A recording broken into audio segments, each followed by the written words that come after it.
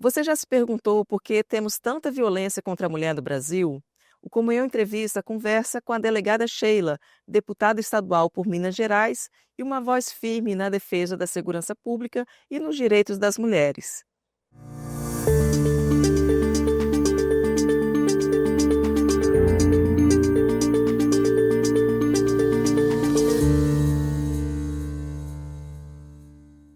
Delegada Sheila, muito bem-vinda ao Comunhão Entrevista. Olá, Flávia, tudo bem? Eu que agradeço pelo convite. Bom, deputada, a gente tem aqui uma primeira pergunta. A senhora tem uma trajetória marcante, né, na segurança pública e na polícia. Poderia compartilhar o que motivou a transição de carreira de delegada para a vida pública? Bom, meu grande sonho sempre foi ser policial, né? Desde criança, eu sempre tive isso comigo. Me formei bacharel em Direito. Inicialmente, eu passei no concurso para a Polícia Civil no estado do Rio de Janeiro.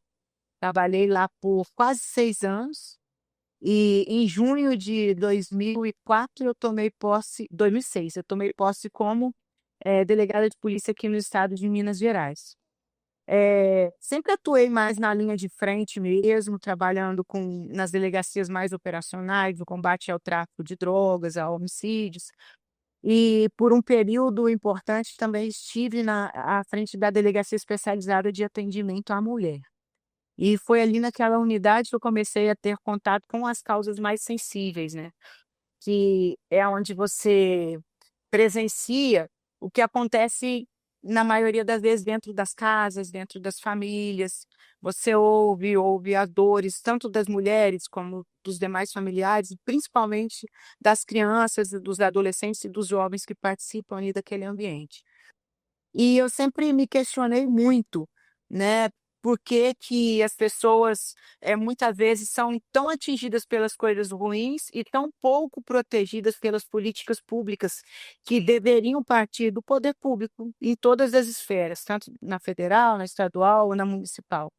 Muitas vezes, eu cheguei em casas, residência onde a gente, junto com a equipe, chuta a porta para cumprir o mandado de busca e apreensão, mandado de prisão, concluir alguma investigação, você chega lá dentro, a gente se depara, né, com várias deficiências, com a miséria e com coisas que não deveriam existir, como realmente armas, drogas, mas a gente encontra também crianças em situação de vulnerabilidade, falta comida, falta remédio, falta amor, falta atenção, falta cuidado.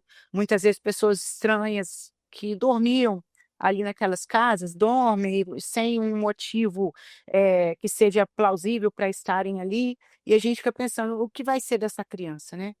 Eu acolhia como eu podia, eles enxergam muitas vezes na policial mulher ali uma figura materna, eh, por estar ali, então eles choram, abraçam a gente acolhe como pode, às vezes uma balinha que você tira ali da roupa operacional, um pirulito, mas fica aquele questionamento, né, o que vai ser dessa criança dali para frente? Sempre me questionei muito sobre as políticas públicas. E há 17 anos eu comecei, o projeto Sem Medo de Viver, foi quando eu há mais de 17 anos, meu filho já completou 18, ele tinha 1 aninho, eu comecei o projeto Sem Medo de Viver, porque eu sentia um incômodo muito grande. Eu acho que, eh, a gente, enquanto servidor público, é muito importante que a gente tenha essas ações após a ocorrência do crime, no momento que estava acontecendo. Mas também é muito importante que a gente faça alguma coisa antes que isso aconteça, antes que tudo piore, né, que é o trabalho de prevenção, de orientação. Então, se eu sei tanta coisa, se eu sei como prevenir, eu também tenho a necessidade de levar para essas pessoas e principalmente para as crianças menores, para os adolescentes, para que eles evitem, para evitar que eles sejam vítimas, né, de crimes ou por falta de informação acabam cometendo essas condutas delituosas. Então o projeto Sem Medo de Viver, a gente vai até as escolas, as igrejas, as comunidades, onde nos convidam para levar prevenção e um pouco de esperança também para Uhum. essas crianças. E depois disso, me convidaram para entrar para a política, eu nem imaginava, assim, não tinha nenhum político na minha família, eu achava a gente Eu, como a maioria, né, da população brasileira e até de outros países, tinha algum preconceito muito grande em relação à política, achava que ali não se resolve nada, que é o que a gente vê, infelizmente. E depois eu comecei a sentir um incômodo em relação a isso e pensar por que não, né? Talvez ali eu consiga pelo menos dar voz a quem não tem, eu consiga, lutar por mais políticas públicas, né, principalmente para as crianças que são tão indefesas. E aceitei o convite de candidatar a vereadora na cidade de Juiz de Fora. Eu fazendo meu trabalho ali com os apoiadores, eu achei que a minha eleição seria muito difícil, né, mas graças a Deus eu recebi aí a maior votação da história como vereadora, quase 10.000 votos. Uhum. E depois, então, eu vim candidata a deputada estadual e depois para a reeleição. Agora eu já estou no segundo mandato como deputada estadual. Então, um de vereador, um completo como deputada e no segundo. E a gente procura honrar, né, o nosso propósito de vida, de luta e a nossa presença ali nesses ambientes, fazendo com que a gente pelo menos lute por melhorias, né, para as pessoas menos favorecidas. Deputada, um dos temas que a senhora tem se dedicado é a proteção das crianças, né, e de adolescentes também. Eh, como a senhora pode explicar um pouco sobre como estão esses projetos e proposições? Então, a gente, além do trabalho de prevenção, né, que eu realizo praticamente toda semana, ou mais de uma vez, que é um trabalho totalmente voluntário meu, minha equipe também, onde através de música, de forma lúdica, a gente leva conscientização. Eu levo também para a Assembleia Legislativa alguns projetos de leis para embasar, né, essa proteção. Claro que o campo legislativo do estado, eu como deputada estadual, ele é um pouco restrito, porque ali a gente não pode apresentar projetos, por exemplo, que aumentem as penas para os criminosos que praticam crimes, hediondos contra crianças, adolescentes, jovens e mulheres. Mas eu posso falar, eu posso dar voz para essas pessoas ali e fazer com que as pessoas pressionem, né, o Congresso, para que essas questões melhorem. A gente vê muita injustiça. A gente tem visto aí pessoas ruins que abusam sexualmente de crianças, adolescentes, tiram a vida dessas crianças de forma fria, de forma cruel, muitas vezes aliciados através da internet, que é um grande problema também, e em pouquíssimo tempo estão circulando pelas ruas em liberdade, enquanto aquela criança, ou aquele adolescente ou aquela mulher jamais verá a luz do dia, nunca mais verá a luz do dia e os seus familiares, os seus entes queridos, nunca mais serão os mesmos a partir de então e aquele criminoso de volta, né, aonde ele não deveria estar, meio que debochando, né, dos familiares, das pessoas que sentem tanto.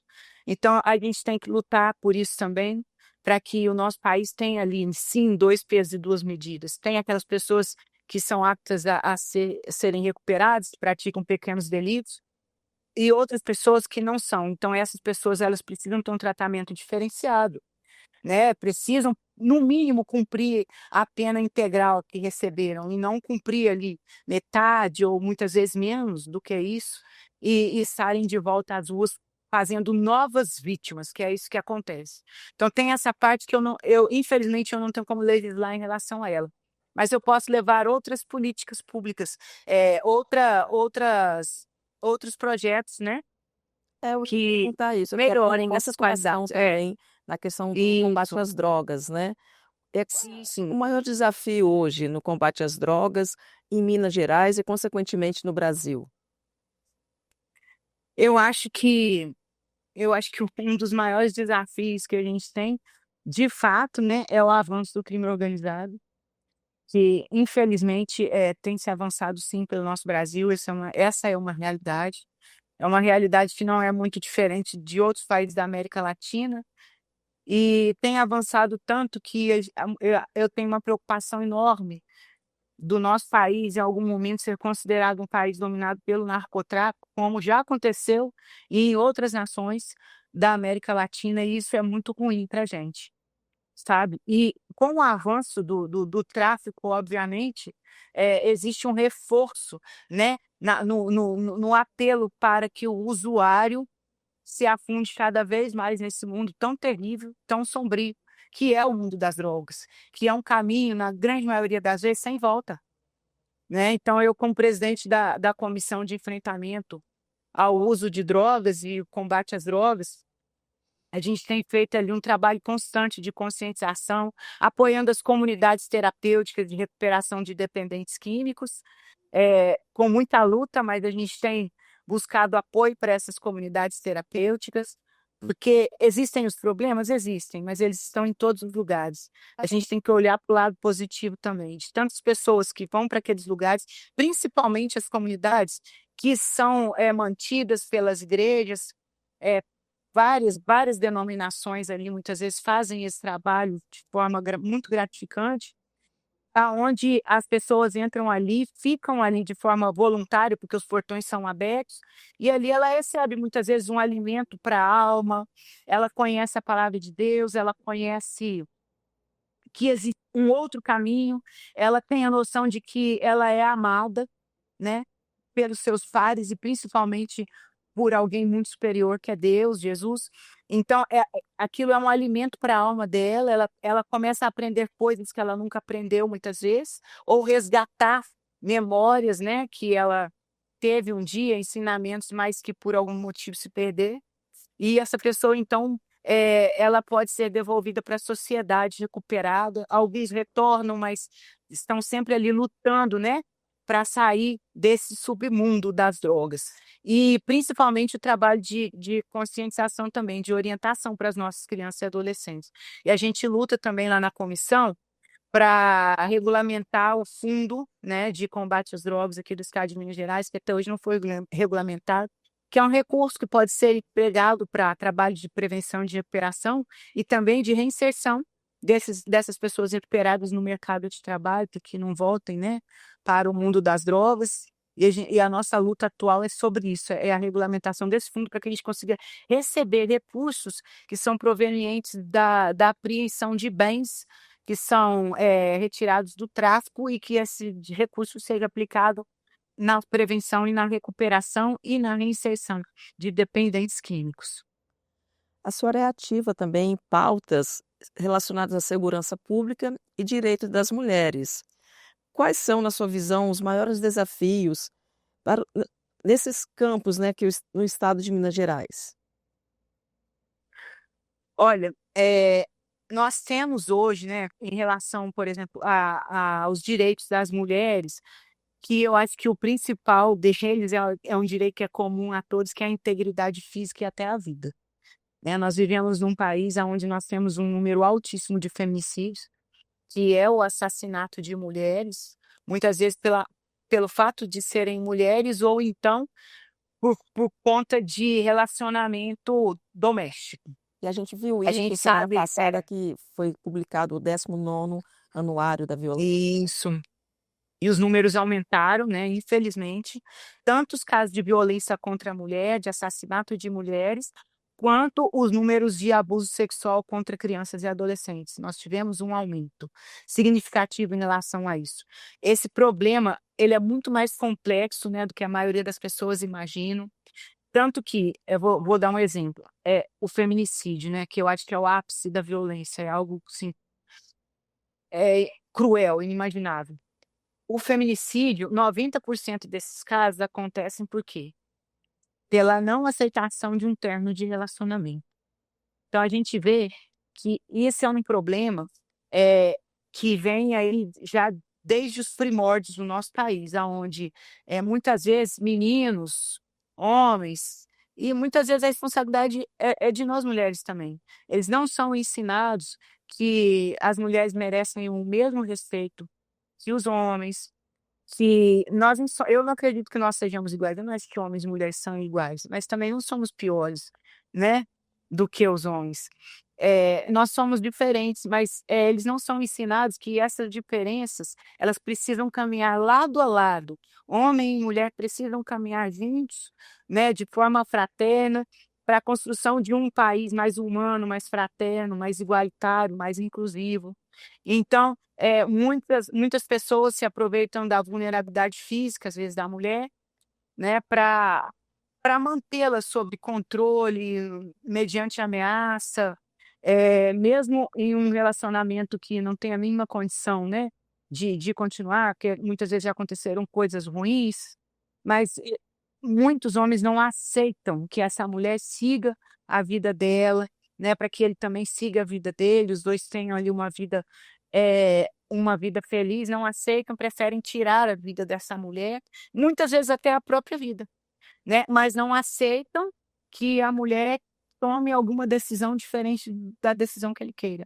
Então, isso é muito profundo ainda, enraizado na nossa sociedade. Se a gente pegar os registros de ocorrência de crimes diversos contra mulheres, pode ser ameaça, pode ser lesão corporal, tentativa de lesão corporal, tentativa de feminicídio, por aí vai. A grande maioria deles tem aquela frasezinha lá no histórico da ocorrência. Ah, ele me ameaça, ou ele me ameaçou, ou ele me agrediu, porque ele disse que eu tenho que ficar com ele, se eu não for dele, eu não posso ser de mais ninguém. Né, que se me pegar com alguém vai me matar, vai tirar minha vida, vai tirar a vida de outra pessoa lá no futuro. Então, já uma ameaça tem muitas vezes de coisas para o futuro. Isso vem presente nas ocorrências. Então, é daí que a gente tira, né, esse sentimento de que é, muitos homens acham que se não deu certo um relacionamento ou não está dando certo ali, é um fracasso dele, da masculinidade dele, que ele foi ser apontado como menos homem, como uma pessoa fraca, e por isso eles têm esse sentimento tão aguerrido em manter a mulher ali escrava. E eu acho que isso vem se agravando muito também, isso é uma opinião minha, por conta do acesso muito, muito fácil às pornografias que a gente tem hoje. Eu acho que as pornografias é um grande mal desse século nosso, dessa geração. A minha faixa etária, nós não crescemos acessando isso com tanta facilidade, nem existia. E hoje a gente sabe que a média mundial de crianças e adolescentes que estão acessando pornografias é de 8 a 10 anos de idade. E ali dentro existe, né, uma cultura enorme de violência contra a mulher, de objetificação do corpo feminino, de sexualização extrema da figura feminina e do desrespeito às mulheres. Fora diversos outros males que causa, além do vício e problemas conjugais e tudo mais. Então, isso também pode estar piorando aí essa violência, essa agressão e principalmente as violências sexuais contra mulheres, também contra crianças e adolescentes, sabe? Então, assim, o problema é muito complexo e faltam políticas públicas de acolhimento também. A Lei Maria da Penha é uma lei revolucionária, ela traz ali, por exemplo, as casas-abrigo, né, para quando a mulher está realmente em situação de risco iminente, mas a gente não encontra essas casas, né, é muito difícil ter acesso a elas, são pouquíssimas no Brasil, nem sei te falar quantas são, mas a gente não tem acesso a um lugar seguro para abrigar essa mulher com a família quando ela está em risco, e muitas vezes o pior acaba acontecendo. Deputada, a gente sabe que a senhora já votou contra o projeto de lei que tipificava a violência política de gênero. A senhora manteria a mesma opinião hoje?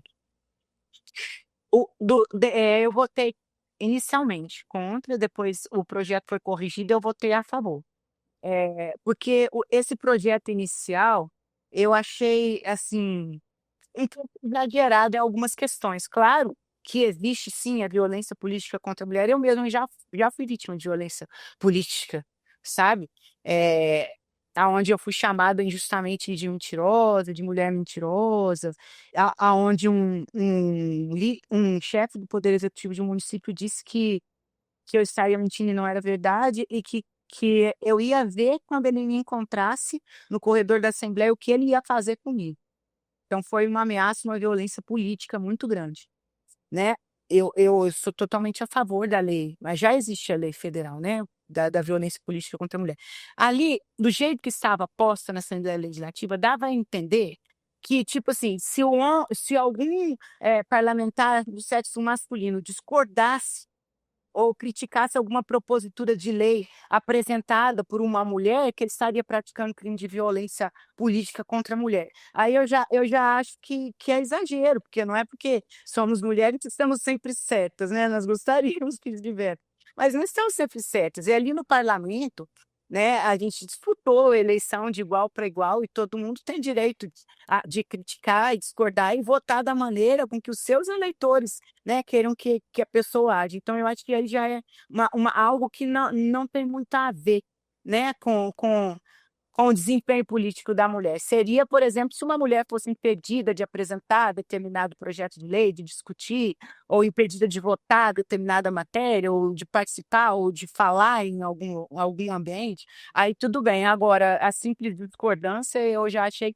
muito exagerado, entre algumas outras questões que tinham lá também. Mas depois isso foi conversado, acordado por vida, eu votei a favor. Deputada, para encerrar, qual mensagem a senhora passaria para essas mulheres que desejam entrar na política ou lutar por mudanças em suas comunidades? Que tenham muita fé, muita coragem e não desistam. Se tem essa vontade, porque a gente sabe que não são todas as mulheres que que gostam do ambiente político, né. Ainda é um ambiente masculino, eu não vou dizer que seja um ambiente machista, não, é um ambiente masculino.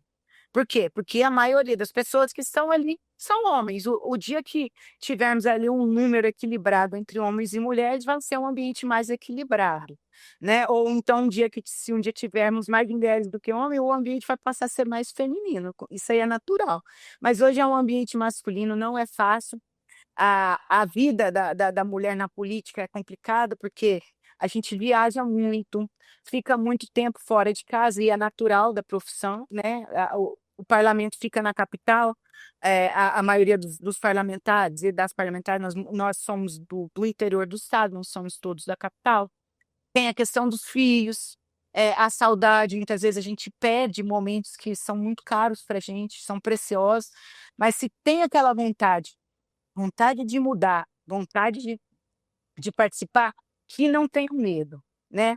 É só quando nós estivermos lá que, em maioria, que, né, o ambiente será muito melhor para nós mulheres e para todas as mulheres do Brasil, mas, né, não tenham medo, porque a mulher faz muita falta no parlamento, porque nós discutimos sobre todos os assuntos, somos capazes de fazer isso, mas, em especial as mulheres, nós levamos demandas, que fazem parte das famílias, né, são demandas, do cuidado. A mulher, ela nasceu para cuidar, nós nascemos assim, somos cuidadoras por natureza, nós temos um olhar mais atento para tudo e para todos, nós cuidamos das mulheres, dos homens, das crianças, dos adolescentes, nós somos assim.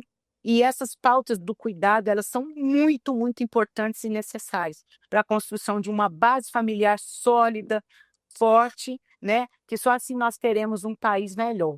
Então, nós mulheres fazemos sim muita falta lá, nós levamos muitas pautas importantes, temos conseguido muitos bons resultados, né, e nós precisamos de mais mulheres corajosas ali e que enfrentem o mundo político, que não é fácil. Deputada, a gente encerra por aqui. A Revista Comunhão agradece enormemente a sua participação.